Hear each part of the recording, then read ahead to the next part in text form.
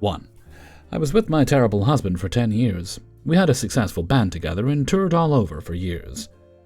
He asked an artist who had opened up for another certain famous artist in our genre to give us a good word and help us open for him on his next tour. My husband wanted that opportunity so bad, as he thought the artist was badass AF. The friend ended up opening for the said artist, so we didn't get the tour. He never knew we tried, though, and didn't know who we were, as our name never got past the friend my husband asked us to help. We divorced a few years later, and I started dating again. My husband was a sack of crap. One of, if not the worst people I've ever met in my life as far as how he takes advantage of people and screws them over. One tiny example is he pawned my wedding dress and the 5 heirloom rings from grandmothers and great-grandmothers that were passed down to me. He's done even worse than that, but I won't get into it right now for the sake of getting to the point. Anyway, the aforementioned musician came into my town and had been on Bumble and meshed with me.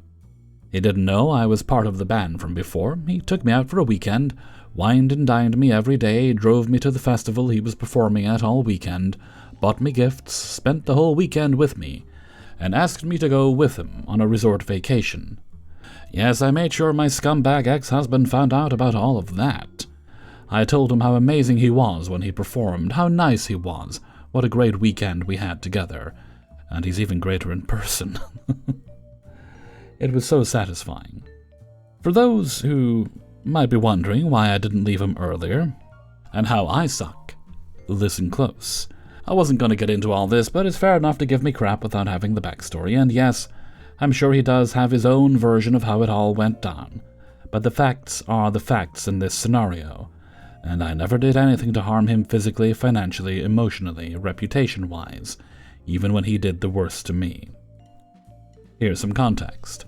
I grew up Christian, where in my circle it was normal and expected to get married young. I married him at 19, and he was 7 years older. I mentioned the Christian thing because I was taught that you trust your husband as the authority, and that divorce was bad. Through the years, he was extremely abusive emotionally, financially, verbally, physically, and it grew and grew each year. I stayed because I thought it was the right thing to do. I mentioned the things about selling the heirlooms and dress because I was keeping it light versus bringing up a bunch of dark examples. I was very much isolated from my family and any objective reasoning until the end, where I was a shell of myself and couldn't go on any more like that because I was self-harming, severely depressed, and unable to cope with life.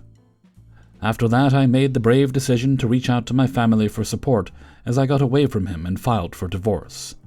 He fought me on it all the way just to be cruel. Our daughter died, and he stole all the money from the GoFundMe that was raised in her name, tens of thousands of dollars.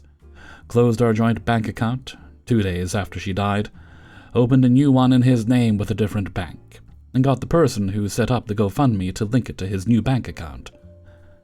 He sent a bank statement to me, with my account saying 0 as a final screw you.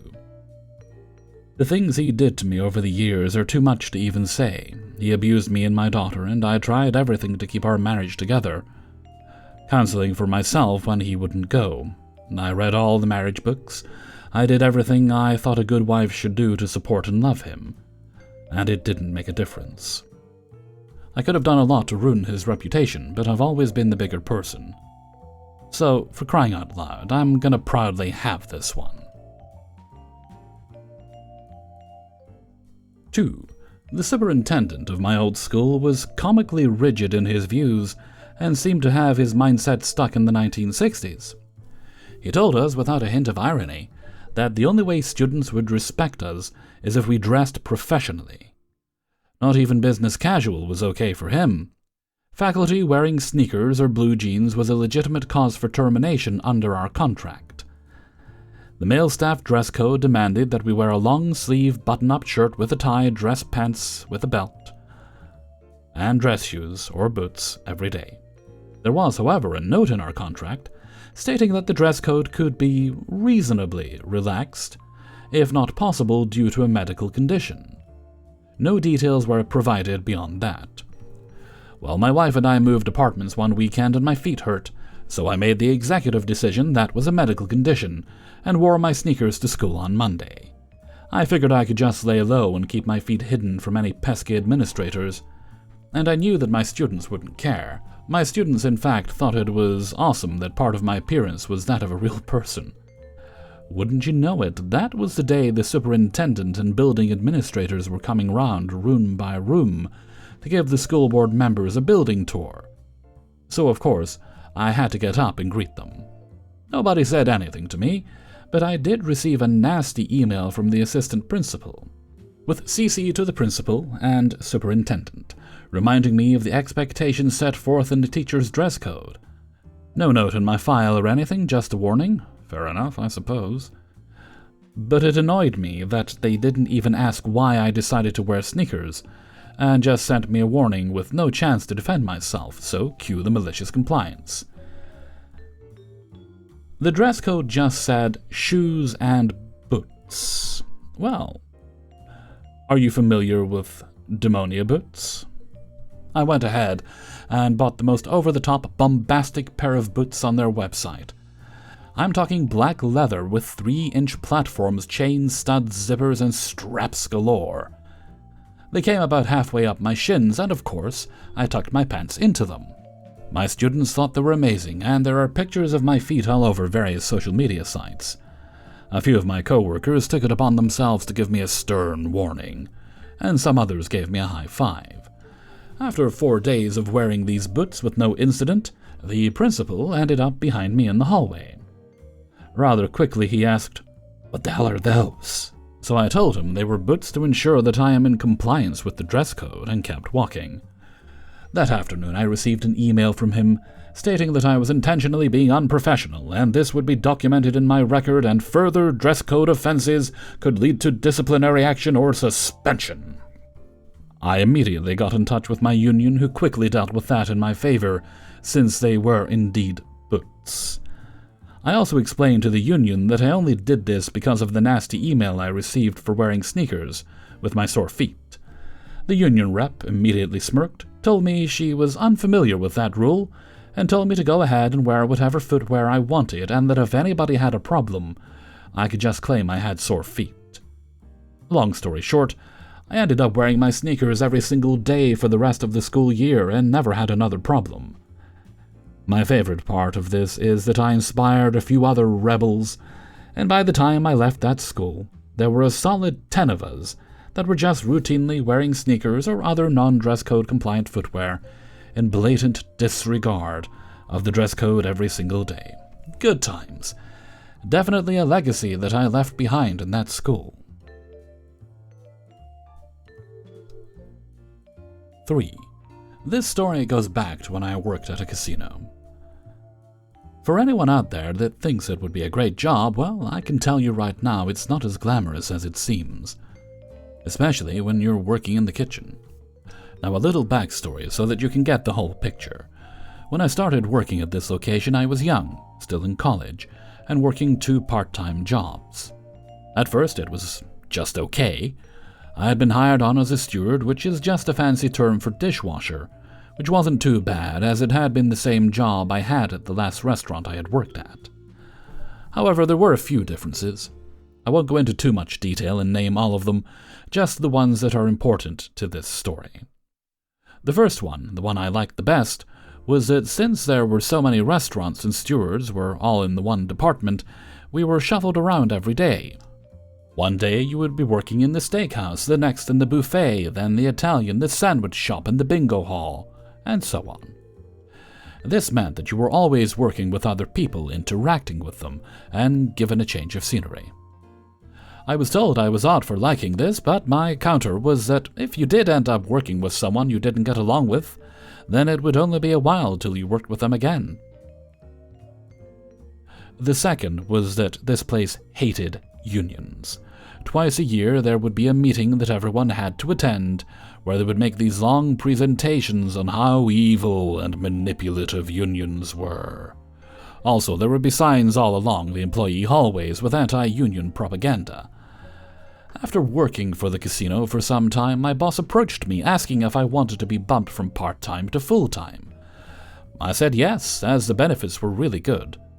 Not only did I get medical and dental insurance, but I would also be getting access to their lawyers as well as a few other things.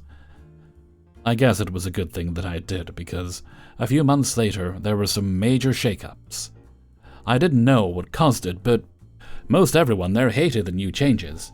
For one thing, the sick note policy was cancelled, meaning if you were sick, it wouldn't matter if you had a note from your doctor saying that you couldn't work. If you didn't show up, they docked you a point. This resulted in cooks and stewards coming in, vomiting on the floor and in the trash cans, because they couldn't afford to lose a point as it would count against them when it came time for raises. Another thing they changed was that they were cutting the number of full-time employees. I was safe, along with everyone else who had that status, but if any of us left, that slot would not be filled. There would only be 2 full-time employees per department. Speaking of departments, that leads me to the next big change. Technically, the stewarding department would be disbanded. This meant that while our supervisors would still be there, it would be the chefs and managers of the restaurants that would be in charge of us. This also meant that we would no longer be moving around. I was sent to the steakhouse, and thankfully I had 2 great female co-workers. In fact, we were so good that we were called the Triple A's, as all our names began with the letter A. As we worked there, I began to plan moving up within the casino. I knew it would be difficult, but I had a dream of buying my family's cabin for my parents and living up in the country while I finished college. Sadly, my first attempt at becoming a supervisor failed, and I ended up training the person who did get the job. I didn't complain, I just took it as a sign that I needed to up my game. Now here our story really begins. See, our head chef was being transferred to the Italian restaurant, and the assistant chef was taking his place. Meaning we were going to hire a new guy to take his place. Let's call the new guy Kevin. When Kevin first came in, he seemed okay, not great or awful. He was just there, and we had no real reason to talk most days, as we were usually pretty busy. Then maybe a month after Kevin started working there, I had my first real interaction with him, and it, well, was something. It was at night, and the dinner rush just started to pick up, and I told my coworkers that I was going to fill up my water bottle before it happened. They said okay, and that they would begin doing the same once I got back. But before I could leave the steakhouse to go to the break room, Kevin called out to me. "OP, where are you going?" "Just getting a drink before we get busy," I told the girls. "And why aren't you using the waitstaff drink fountain?" Blinking and confused, I say, "We were told when we started that staff are only supposed to get drinks from the break room." "Don't give me that. I see the waitstaff getting drinks there all the time. You're just going there to waste time. I'm gonna have to write you up for this." Wasting time. The break room is just down the hall. In the time we've spent having this conversation, I could have gone down there, filled my bottle of ice, gotten my drink, and gotten back here. Kevin opened his mouth, but before he could say anything, the head chef caught sight of us standing there and came over to see what was going on. Before I could open my mouth, Kevin spoke up, explaining the whole thing with a superior look on his face. That, however, faded when the chef spoke. "Kevin, OP is right. Employees are only supposed to use the drink fountains in the break room.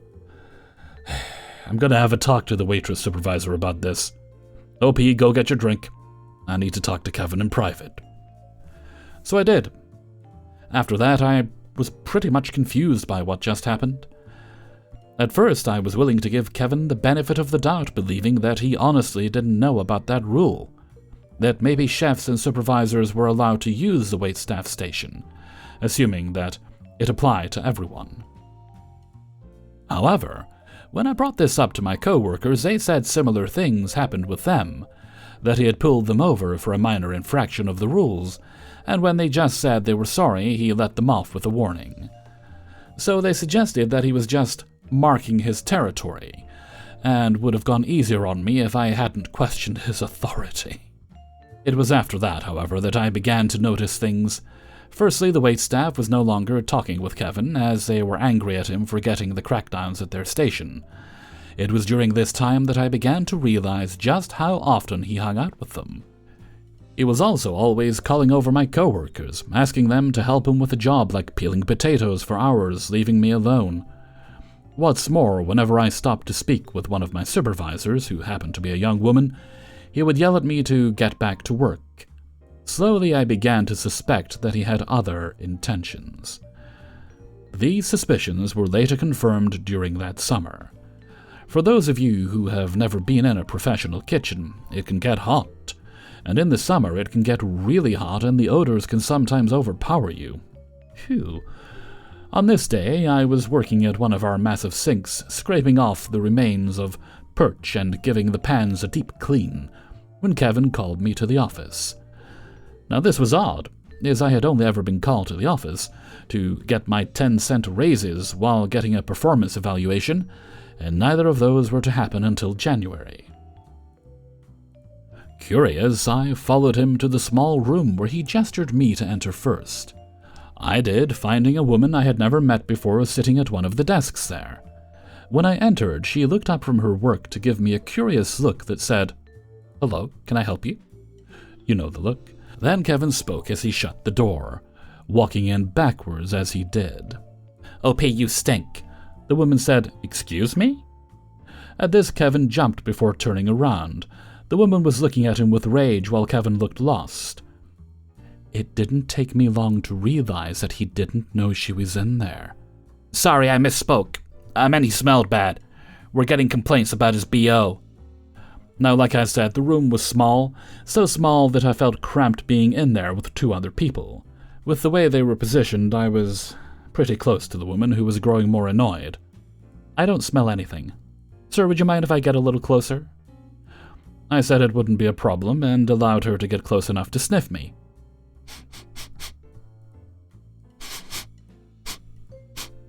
She did it maybe 2 or 3 times before pulling away. "I don't smell anything." That's when I spoke up. "Look, if someone said I smell, then I'm sorry, but I'm working over greasy sinks full of chemicals to clean off pans with fried perch on them, in a room that feels like 100 degrees, and on top of that the aprons we are given are not the best." To emphasize my point, I gestured to my shirt, which was wet and full of bits and pieces of fish. "I see. I'm going to have to take a look at those and see if they need replacing. OP, how about you cool down for a bit in the break room? Kevin, you stay. We need to have a talk." After that, 3 things happened. The first was that the stewards got new aprons, which made all of us happy, as they hadn't been replaced in years. Second, from then on, if Kevin wanted to talk to me about an issue, another staff member had to be there as a witness. And if there wasn't one, I was to find that woman who I learned was the steakhouse manager. Third, all bets were off between me and Kevin. While he couldn't pull me to the side like that, he did start yelling at me whenever he could in public. If he caught me standing around, like when I was waiting for the dishwasher to fill up, he would yell at me to get back to work from across the room before going back to talk to one of the girls. He would just berate me for any little thing he could just to make me miserable. Soon I came to realize that he saw me as an obstacle between himself and all the female staff members, as I was on good terms with all of them. I even wondered if he thought I was like a harem protagonist based on how many I worked with. For over the next year, I tried everything in my power to stop him while still trying to get that supervisor position. I went to HR, writing up complaints only for them to ask, "What do you want us to do about this?" And when I went to my head supervisor, he just said that I needed thicker skin. It seemed like every day it just got worse. On top of that, my identity was stolen twice. The first targeting my bank account, while the second was my tax return. With the bank refusing to help and the legal department of the casino dragging their feet to help me, I was in the red for a long time, making my situation all the worse. There would be days when I would have to collect cans in the break room for gas, and had to give away one of my cats. And with Kevin adding to my stress, there were days when I honestly thought about ending my life. Thankfully, there were good people still around. A bunch of my co-workers banded together to give me small packs of food, and some of the line cooks helped sneak out some meats that they were about to throw away. Then came the big night. It had been a concert night on one of the coldest nights of the year. So cold that several keys had snapped in the door locks, because they had frozen shut. I had managed to get to my car and turn it on, leaving it running for a couple of minutes as I headed back to the locker room in order to enjoy my only comfort left, a book. The plan was just to read a couple of pages and then I would be out of there. But before I could get past my first paragraph, the doors to the locker room opened, and there strode in Kevin. He looked around for a moment before his eyes fell on me and a wicked smile appeared on his face. "Who told you could punch out, OP? Not me, that's for sure. I just got a complaint from the night crew saying that your dishwasher is a mess. Clearly you didn't clean it at all. Now you go back there and clean it right now, and I better not see you punching in or else you'll be fired." And with that, he strode out of the room laughing. For a moment I just sat there in utter confusion, wondering if he could do that. I felt scared because if I lost my job then, I wouldn't know what to do. I was behind on my student loans, I had to drop out of college by this point due to various reasons, behind on paying my parents' rent, and could barely afford to keep the one cat I had, who had been abandoned. For the first time in years, I felt so overwhelmed with fear that I felt like I could begin crying at any moment.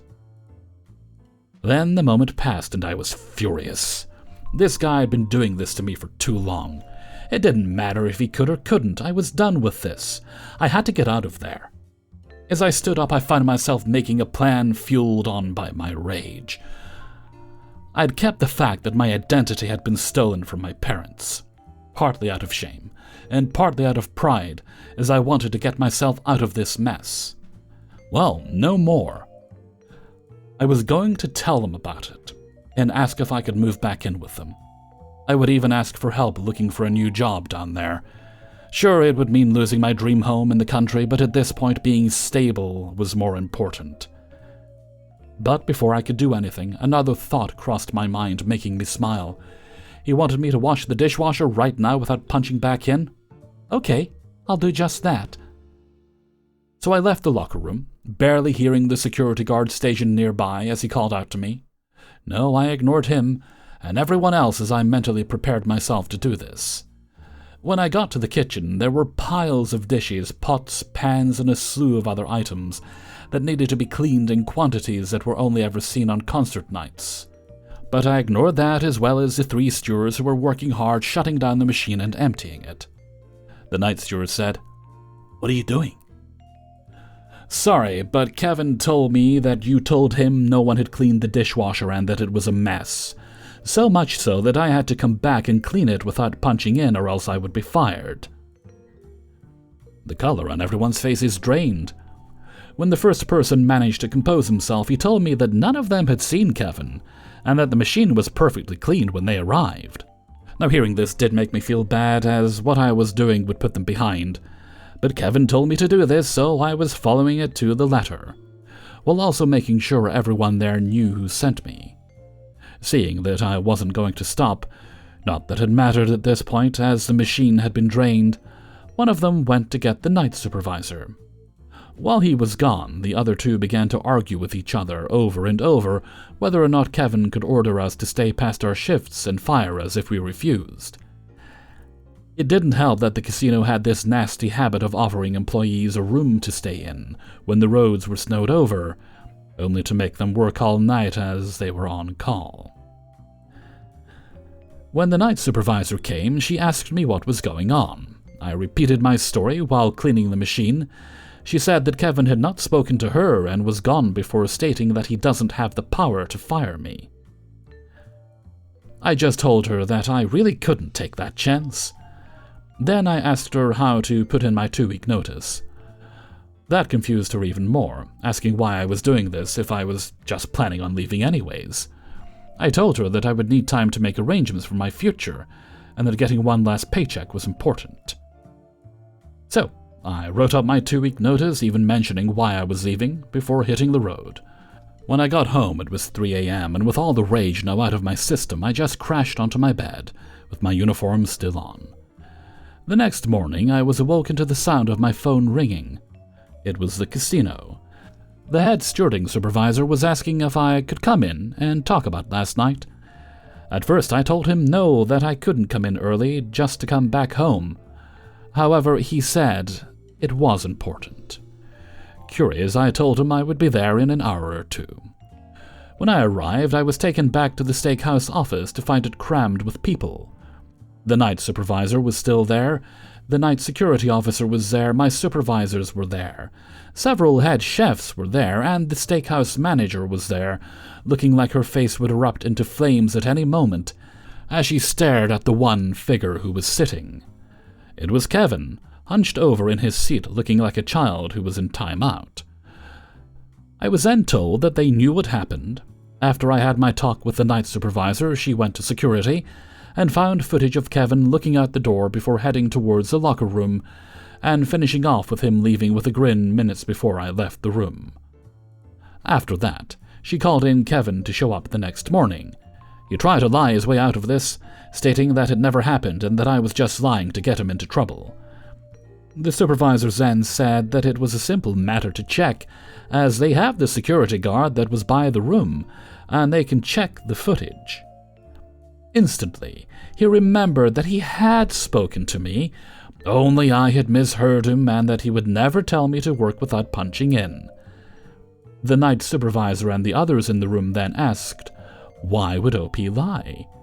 Who told you that the machine needed cleaning? Why would he be the only one who needs permission to leave, and so on. Over and over, Kevin tried to lie only to change his story again and again, until finally he realized he had been caught. The steakhouse manager then turned to me before apologizing, asking me if I would consider staying. The head manager also apologized, asking the same. For a moment I was going to say no, but then I had a stupid idea, that if I did this, then I might have a shot at becoming supervisor myself and not have to leave. So I said sure, but only if Kevin never talks to me again. If he has a problem with what I'm doing, he'll have to run it by the head chef unless it's an emergency. They agreed. Later, I heard a few stories on why they finally acted. The first, and least likely in my opinion, was that this incident finally caused someone higher in the food chain to notice all the written complaints I had on Kevin, and was demanding answers. The second was that they didn't want to lose me just yet. Remember how I said that we used to move around from area to area? Well, turns out there were now only 2 employees who knew how to work in every restaurant, meaning I could go into any area and know instantly where everything goes and how that area operates, without wasting anyone's time. But the most likely reason was due to the union. News about what had happened the night before had spread through the casino faster than I ever could have imagined, and if they didn't take care of this, there was a greater chance that the union reps would seize on it. In the end, I stayed in the steakhouse longer than Kevin did, as he left 2 years later. But before he did, I offered to throw a pizza party for everyone the day after he left. Since those days, life has gotten 1,000 times better for me. Because I stayed in this hellhole, I was able to meet the love of my life. Shortly after that final rejection, I ended my search to find a new job. While the cabin and home I loved so much is gone, I now have my own home with my wife. So in the end, I am living a comfortable life. I call that the best revenge.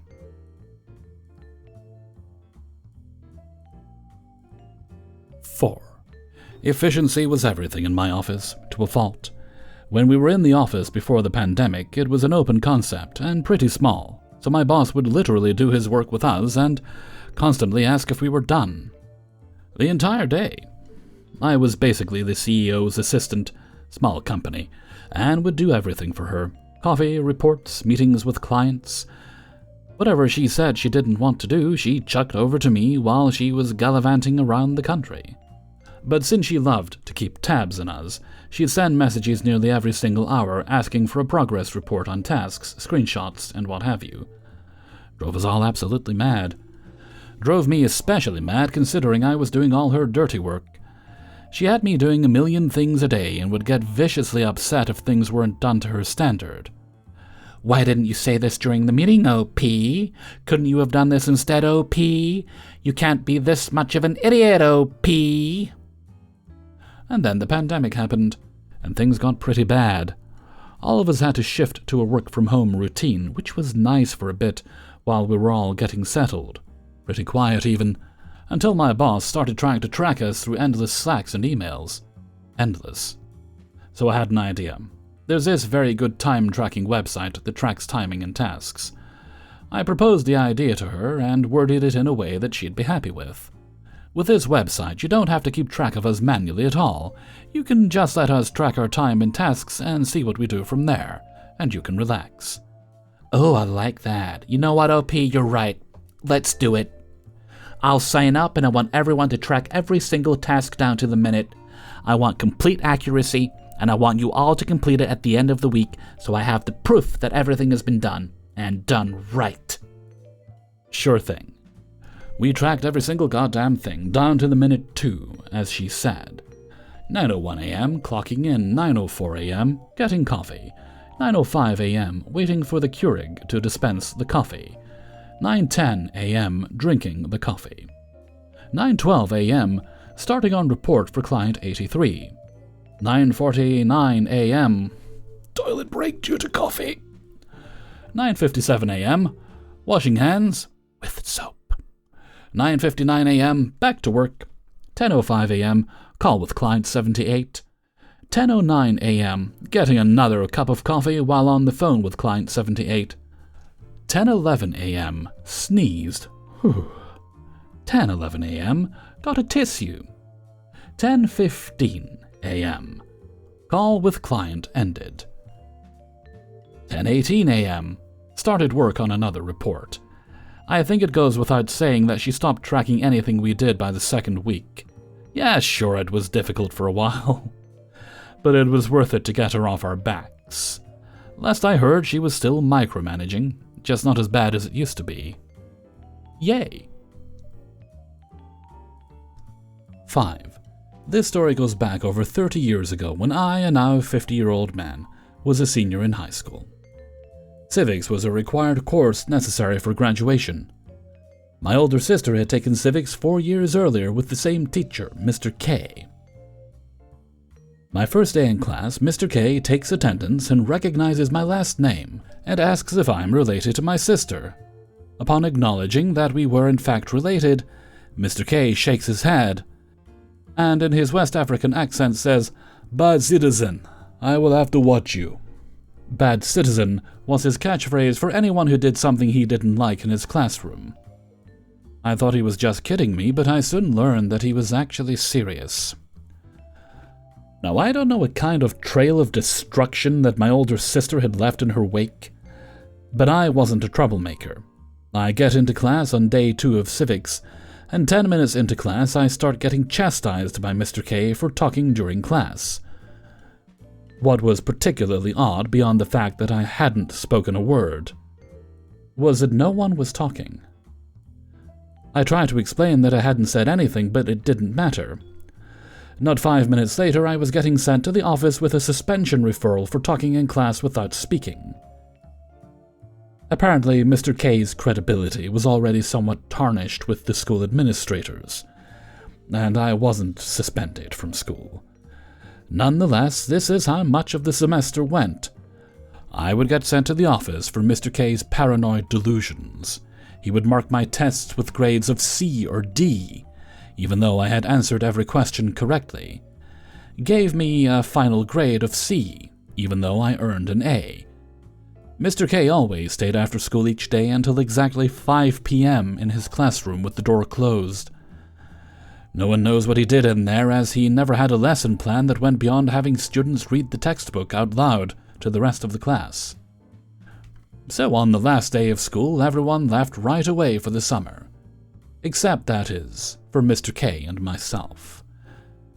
Mr. K was secluded in his classroom, as he always was after school was done.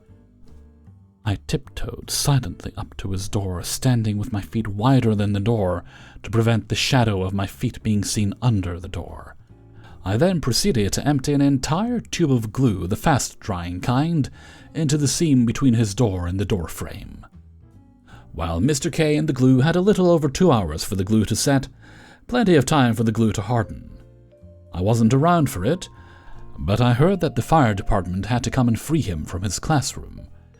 Mr. K could only guess who the bad citizen was that glued him in his room. Hey everybody, Hellfreezer here, and thank you very much for listening to Revenge is Ice Cream, episode 363. And thank you very much to everybody who allowed me to use their stories in this video. Before you go, please hit the like button, and share the video with friends and family. If you'd like early access to these videos, you can get them all at once on Monday by supporting me on my Patreon page, which is linked for you in the description. You'll also find links there to the Hellfreezer Discord server, as well as the Hellfreezer merchandise store on Teespring. If you'd like to leave a tip, just a one-off tip for today's video, then you can do that by clicking on the heart with a $sign underneath the video player. But that is never required, although I very much appreciate the help if you choose to do so. Okay, no other bits and bobs today, so let's move right along to Hellfreezer's question of the day. And today's question is... And this one comes from Gemwolf on the Discord. What's that one personal project you can't let go? Well, for me, that's... there's a list of personal projects I can't let go. Many of them are on the back burner right now because I just don't have time. But I think one is essentially buying as much physical media for all the things I enjoy as I can. Although I really like streaming services, I do like having physical media because you're not always going to have access to the internet, or the things you enjoy, that you've been enjoying for years, suddenly disappear due to various licensing things, or they'll sell the rights to another service and suddenly you've got to go to another service to get it. But I like having the physical media, and I'm currently in the process, I haven't done it for quite a while, of archiving that media to an external hard drive. So I've got the physical copies nice and safely on a shelf, looking pretty and awesome, but I have them conveniently to watch all together on an external hard drive. That's mine. Why don't you let me know what yours are in a comment below if you feel comfortable sharing. And before we go, let's have the answer of the day from a previous video. And this one comes from Revenge is Ice Cream 360. Back where we started. Who'd have thunk it? And was about really annoying twists in media that you just did not enjoy. And this one comes from Grey Warden. Not sure if that counts as a twist, but basically season 4 of the BBC Sherlock series. No idea if there was any more than 4 seasons. There weren't. It doesn't matter to me. The inclusion of an evil mastermind sister was terrible enough for me to lose any interest in this series. Okay, spoilers for season 4 of Sherlock. I did eventually watch it out of boredom because I had nothing better to do, but that show lost me as soon as they introduced Jim Moriarty. Because Andrew Scott is an amazing actor, but his interpretation of that character was just so unpleasant to watch, it wasn't entertaining. And I think that's a failure. So, that was the twist revelation when we meet him in Series 1. We think he's one character, he turns out to be another one. That was the start of the failings of that show for me. Very well cast, somewhat well written. I'm in the camp of people that like Stephen Moffat's writing. I think Coupling is a really good comedy show. I think much of his work on Doctor Who, but not all, was very well written. However, Stephen Moffat is not as smart as Sherlock Holmes is. And while he's not a stupid man by any stretch, you have to be very careful in crafting a mystery that only Sherlock Holmes could solve when you're not as smart as he is. You have to take your time with it. You have to make it believable to your audience. And pretty much every twist and turn they had in that show from then on just didn't click for me personally. I had very loyal fans.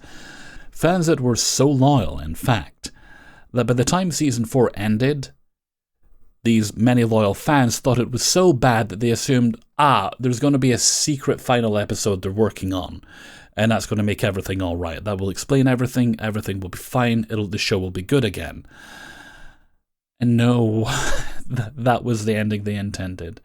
If you want an interesting and well thought out critique on the show Sherlock, I suggest you watch H. Bomber Guy's video on it.